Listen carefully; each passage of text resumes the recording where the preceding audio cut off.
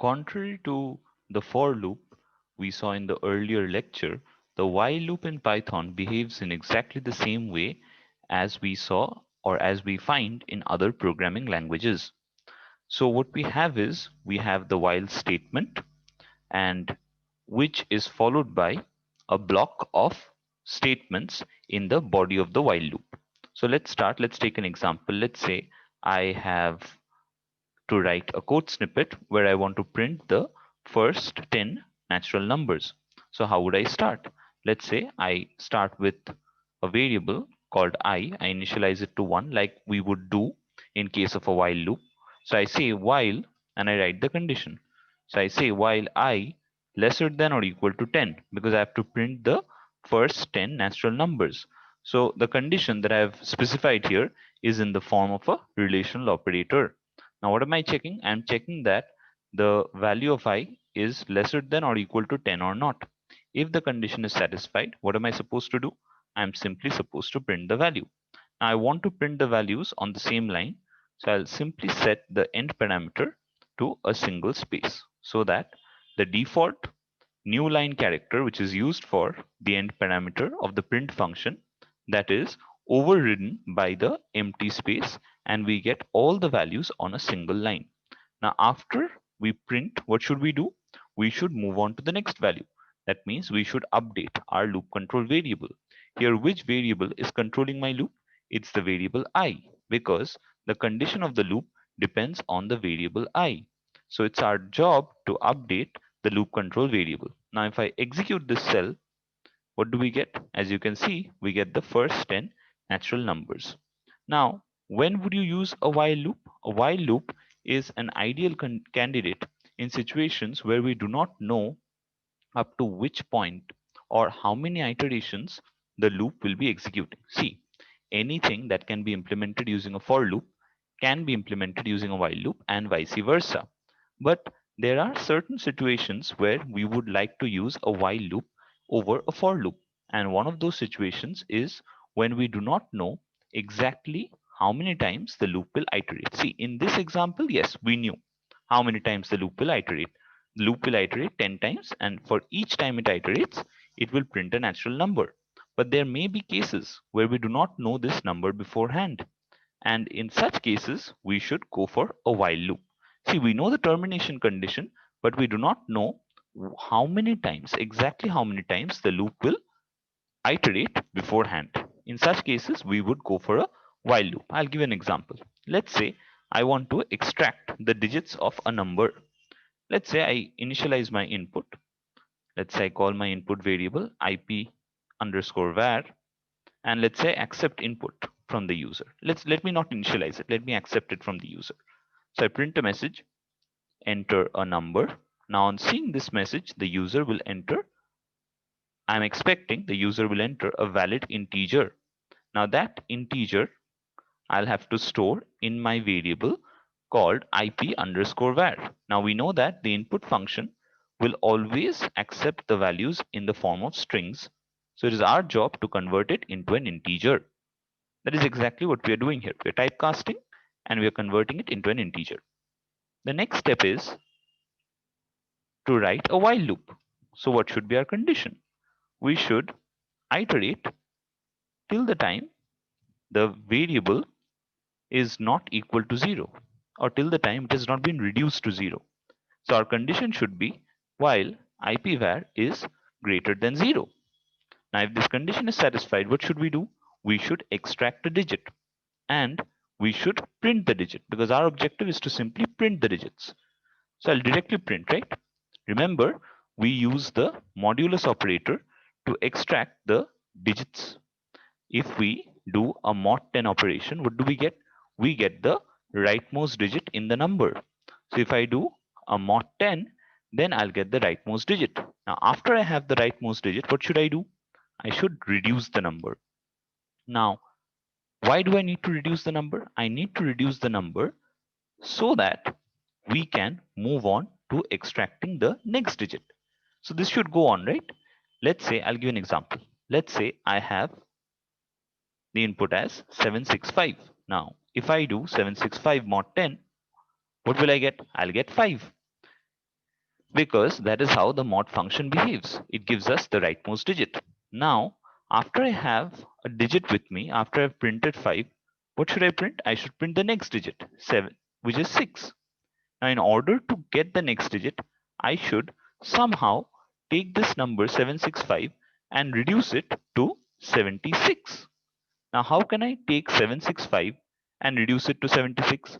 What I can do is I can simply perform integer division. So I can say 765 double slash 10.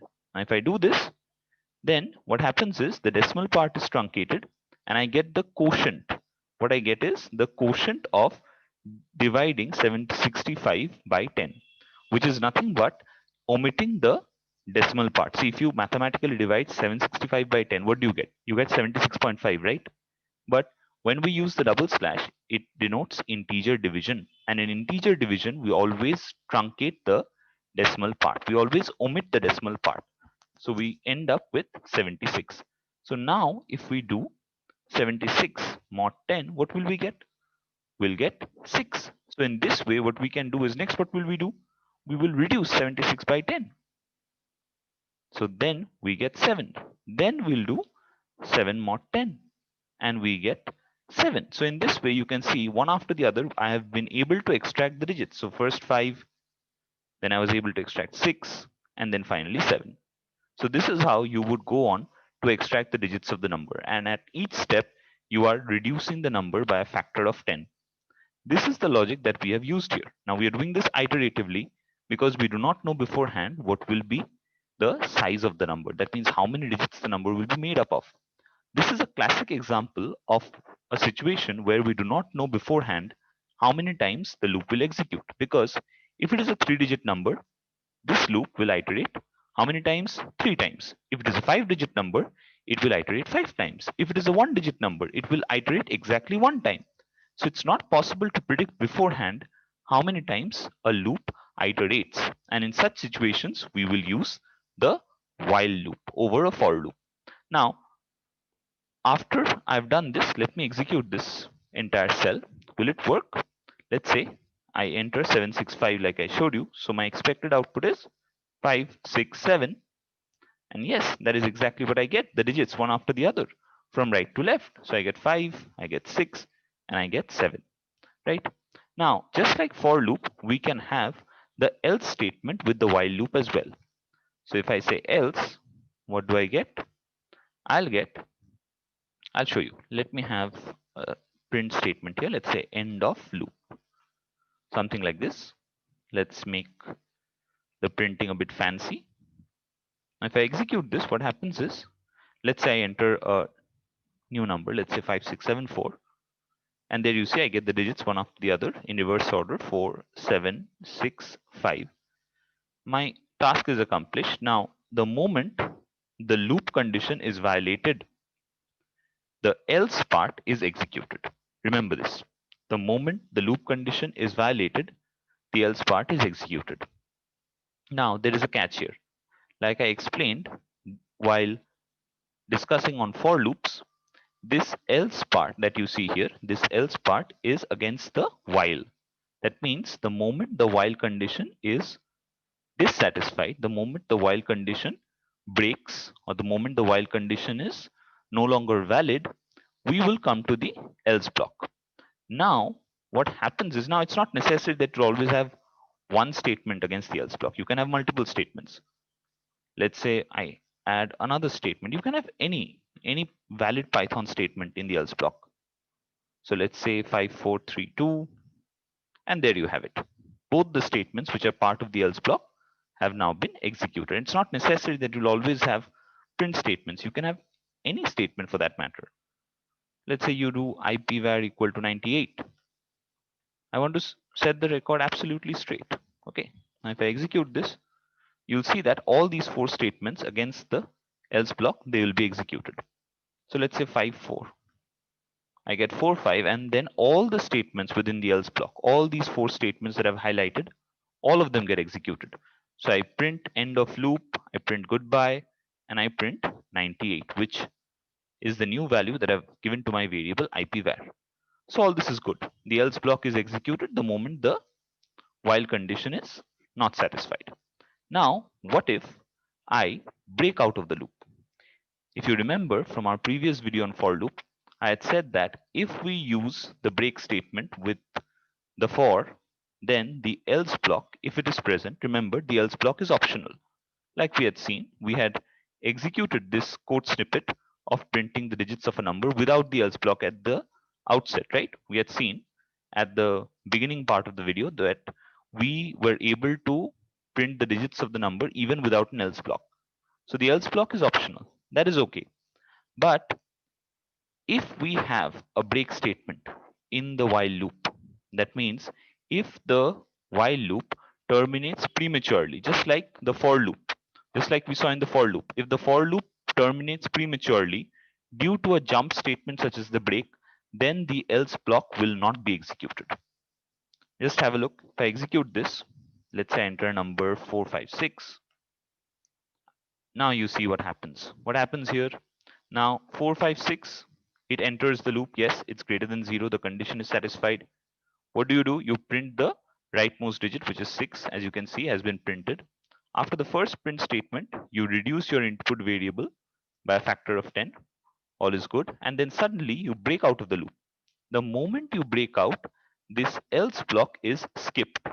If, remember this, for loops, for while loops, if you break out of the loop prematurely, then if there is an else block with the loop, that else block will not be executed.